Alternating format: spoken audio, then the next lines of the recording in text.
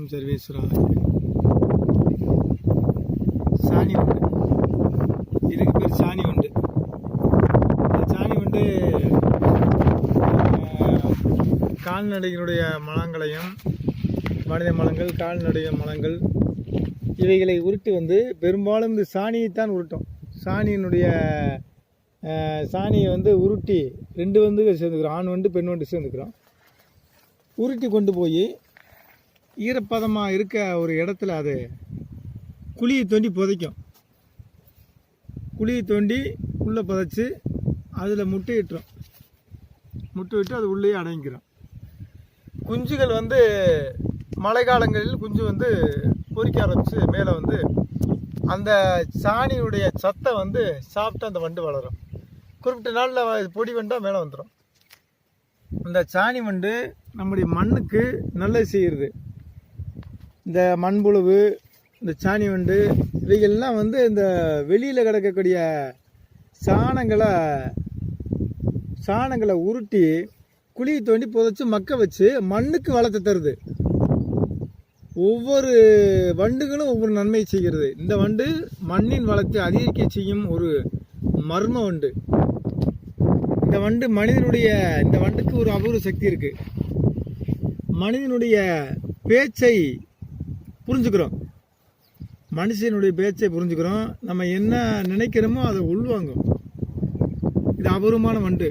இந்த வண்டு இருக்க இடத்துலையோ, இந்த உருட்டிக்கிட்டு இருக்க நேரத்துலையோ, இந்த வண்டு தனியாக இருக்கும்போதோ, இல்லை உருட்டி இந்த மாதிரி அதனுடைய பணியில் இருக்கும்போதோ நம்ம இந்த காரியத்தை நினச்சி வேண்டுக்கலாம். அந்த வண்டுக்கு இடையூறாக இருக்கக்கூடாது. இடையூறாமல் அமைதியாக ஒரு இடத்துல அமர்ந்து அந்த வண்டை பார்த்து மனதில் என்னென்ன காரியம் நினச்சோமோ அந்த காரியத்தை நினச்சி மாய வண்டுன்னு சொல்லி வேண்டிக்கொள்ளும் போது அந்த காரியங்கள் முழுமையாக நடக்கும். ஈஸ்வரனுடைய படைப்பில் எல்லா உயிர்களும், குருவி, காக்கா, வண்டு, புழு, பூச்சி எல்லாம் இயற்கையுடைய பரிணாமத்தை அதிகரிக்க செய்கிறது. இயற்கையுடைய சுழற்சி அதிகமாக ஆக்குகிறது. மனிதனுக்கும் இயற்கைக்கும் மிகப்பெரிய நன்மையத்தை இந்த வண்டுகள்லாம் செய்யுது. இது தோண்டி ஒரு வண்டு அடியில் தோண்டி மண்ணை வெளியேற்றிக்கிட்டே இருக்கும். ஒரு வண்டு மேலே அதுக்கு தக்கன மாதிரி ஊற்றிக்கிட்டே இருக்கும். மண்ணுக்குள்ளே முழுமையாக புதைக்கிற வரைக்கும் இது உள்ளே இருக்க வண்டு வேலை செஞ்சுக்கிட்டே இருக்கும். வேலை செஞ்சு அந்த சாணி உள்ளே போனவொடனே அது முட்டை வச்சிடும். முட்டை வச்சு அது குஞ்சு உரிச்சு அந்த குஞ்சு அந்த சாணியினுடைய கழிவுகளை சாப்பிட்டு வளரும். வளர்ந்து அந்த மக்கிய அந்த தூள்கள் எல்லாம் மண்ணுக்கு உரமாகும். இப்படி இயற்கையிலெல்லாம் மனிதனுக்கும் இந்த இயற்கையும் நன்மை செய்கிறது. மனிதன் இயற்கையுடைய அந்த வண்டுகளை இதுகளையும் இயற்கையுடைய பறவைகளையும் அதனுடைய வேலைகளையும் நாம் தடுக்காமல், நாம் அழிக்காமல் இருக்கணும். எல்லாமே படைத்ததில் காரணமானால் எதுவும் படைக்கப்படவில்லை. ஒவ்வொரு படைப்பும் காரணமாகவே இருக்கு.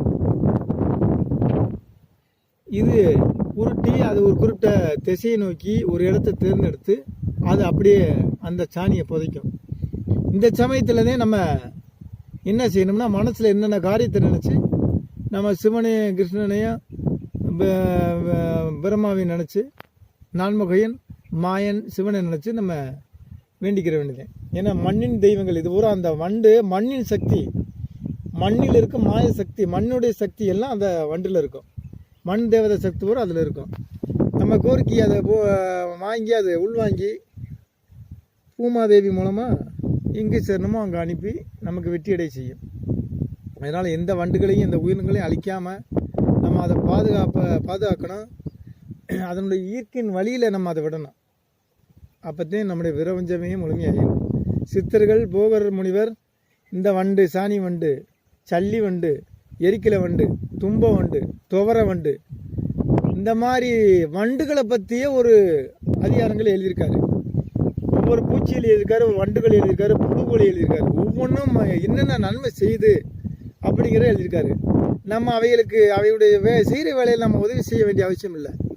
நம்ம அவைகளை தடுக்காமல் இருந்தாலே போதும். அதனுடைய வேலை அது நல்லபடியாக நடக்கும். ஓம் காளி, ஓம் நமசிவாய, ஓம் சர்வேஸ்வராய, ஓம் நான்முகனே போற்றி, ஓம் மாயனே போற்றி, ஓம் சிவனே போற்றி, ஓம் நமசிவாய, ஓம் ஸ்ரீ நமசிவாய. ஓம் கிரீ நமச்சிவாய. ஓம் ஐ நமச்சிவாய. ஓம் நம் நமச்சிவாய. இப்போ நம்ம சொல்கிறதோ நம்மளுடைய உணர்வுகளை பிடிக்காட்டி அது பறக்க ஆரம்பிச்சிடும். அதனால் அதை வச்சு நம்ம கோரிக்கை ஏற்றுச்சா இல்லையாங்கிறது நம்ம தெரிஞ்சுக்கலாம். ஒவ்வொரு வண்டியும் அதை தொந்தரவு பண்ணாமல் அதனுடைய விருப்பத்தின்படி அதனுடைய வேலையின்படி விட்டுடணும். விட்டு நம்ம இயற்கையோடு சேர்ந்த உணவு சங்கிலியோடு நம்ம சேரும்போது நம்முடைய இயற்கையும் பாதுகாக்கப்படும், மனிதனுடைய வாழ்க்கையும் பராமரிக்கப்படும், மலை வளங்களும் மண் வளங்களும் நிறைந்து பூமி எங்கும் சுபிட்சமாகும். ஓம் சர்வமகா சக்தி சர்வேஸ்வராய.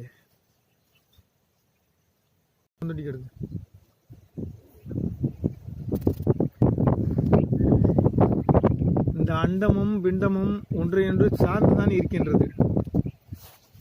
ஒன்றையொன்று சார்ந்து ஒன்றையொன்று தொடர்புடையாத்தே இருக்கு.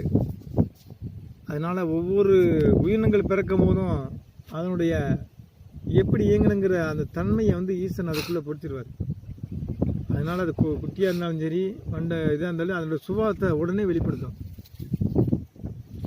ஒவ்வொரு வண்டுக்குள்ளேயும் ஒவ்வொரு பூச்சிக்குள்ளேயும் ஒவ்வொரு விலங்குக்குள்ளேயும் அதனுடைய சுபாவங்களை உள்ள வச்சு ஈசன் பொறுத்திடுவார். அந்த சுபாவங்களை அதை வெளிப்படுத்தி அதன் வழியில் அது நன்மை செய்யுது. முழுவதுமாக இந்த சாணியை புதைச்சிக்கிட்டு இருக்கு. இதெல்லாம் நம்ம பாதுகாத்து இதனுடைய பாதையில் நம்ம விட்டுறணும். எந்த வண்டுகளையும் எந்த உயிர்களையும் அழிக்காமல் எல்லாத்தையும் மரமாக இருப்போம். மனிதன் செயற்கையாக உருவாக்கக்கூடியதே மனிதன் அழிவுக்குள்ளாக்குது. செயற்கையாக வண்டு உருவாக்குறான், செயற்கையான புழுக்கள் உருவாக்குறான். இதுகள் தான் மனிதனுக்கான அழிவை உண்டாக்குமே ஒழிய இயற்கையாக பிறந்தது எதுவும் அழிவுகளை உண்டாக்காது. காய்கறியாக இருந்தாலும்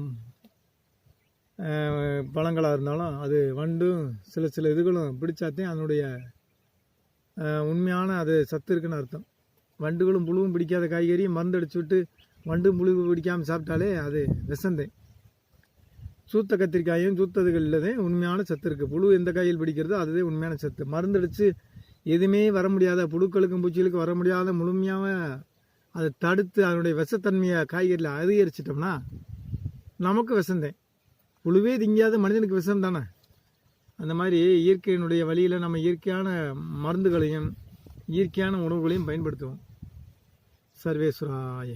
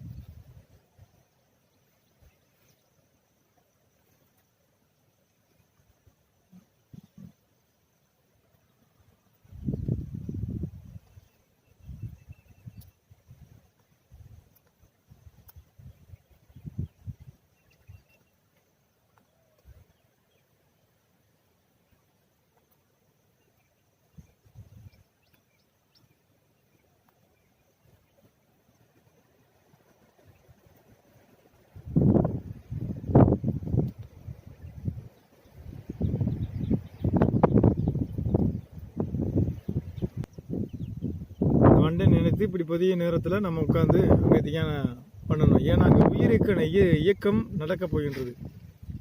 அந்த காரணத்தினால் சித்தர்கள் இப்படி இருக்கும் இடத்தில் இந்த மாதிரி மீன்கள் நீரில் உலாவும் இடத்திலும் இந்த வண்டுகள் அந்த சாணியை புதிக்கும் இடத்திலும் அமர்ந்து தியானம் பண்ணலாம்.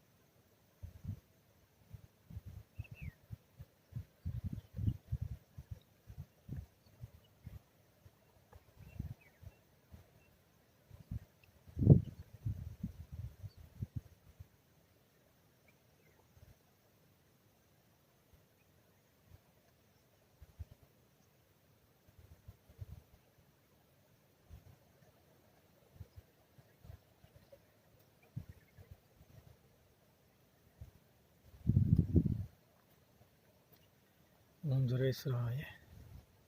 முழு தூய்மையோடும் முழு நம்பிக்கையோடும் முழு மனதோடும் நல்ல எண்ணத்தோடும் நன்மையான விஷயங்களுக்கு மட்டும் இந்த வண்டிடம் அமர்ந்து நாம் தியானம் பண்ண வேண்டும். அப்போதுதான் அந்த காரியங்கள் முழுமையாக கைகூடும். காரிய சித்தி வண்டு,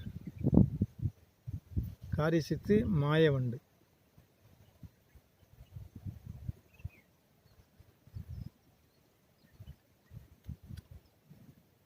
சிவலிங்கம் போல் புதைந்து விட்டது.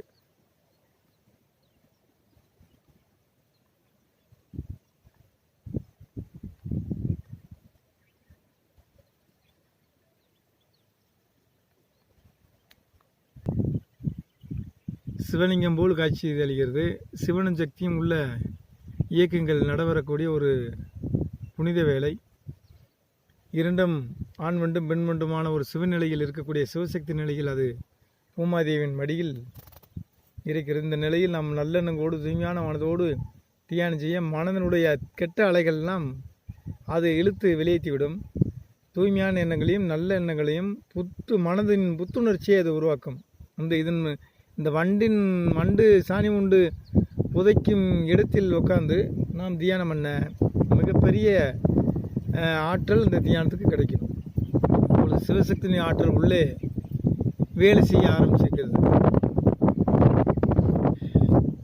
இதற்கு மேல் நாம் அது புதைத்த பின்பு நம் தியானத்தை முடித்து எழுந்து விட வேண்டும்.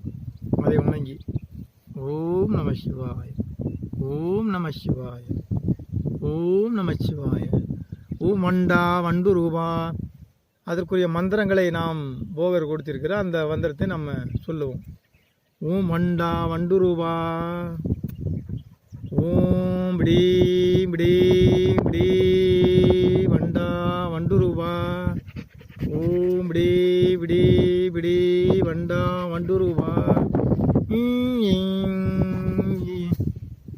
ஓம் வண்டா வண்டு ரூபா,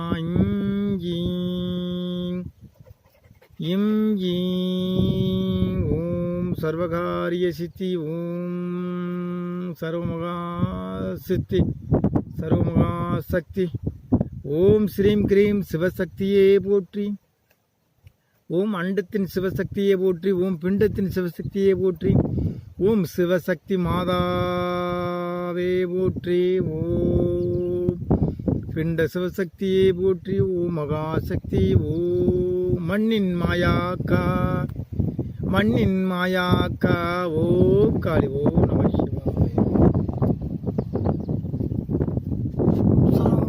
சக்தி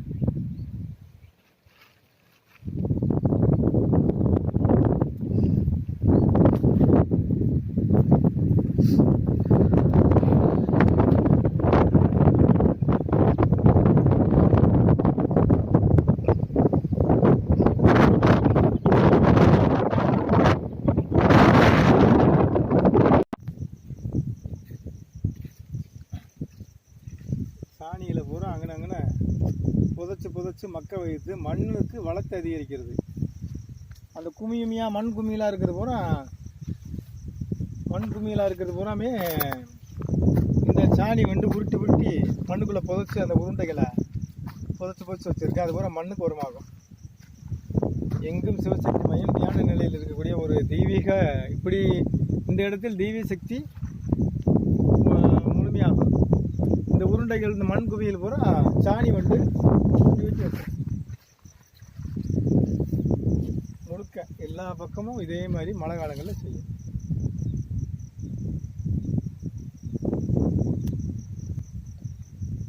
அது மண்ணுக்குள்ளே வைக்கிறதுனால மண்ணுக்கு சத்து அதிகமாகும், அதனுடைய இனப்பெருக்கம் நடக்கும், பூமியினுடைய உயிர் சத்து ஜீவசக்தும் அதிகமாகும்.